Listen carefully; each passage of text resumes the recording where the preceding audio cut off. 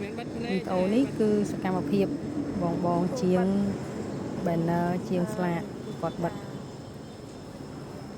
នេះស្លាកប៉ាណូផ្សព្វផ្សាយតាមដងផ្លូវយើងគឺស្លាកផ្ការំដួលហើយកន្លែងដែលបងជាងគាត់បិទនេះគឺ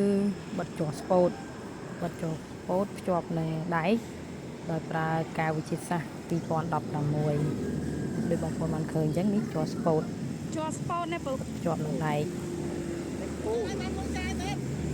ចឹងចាក់ទឹកកែវនៅកន្លែងដែលយើងបិទហ្នឹងទុកឲ្យស្ងួតទឹកកែវគឺជាប់ហើយបិទជាប់ស្ពោតនៅដែកក៏ជាប់បិទសម្ភារៈផ្សេងក៏ជាប់ដែរកែវ2016បងប្អូនបានបិទដៃក៏បាន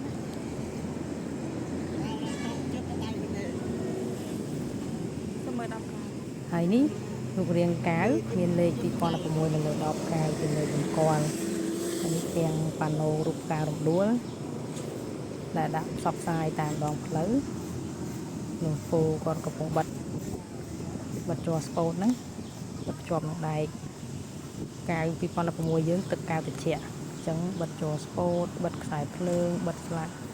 យីហោស្លាកផ្សព្វផ្សាយផ្សេងបិទជាប់បានល្អ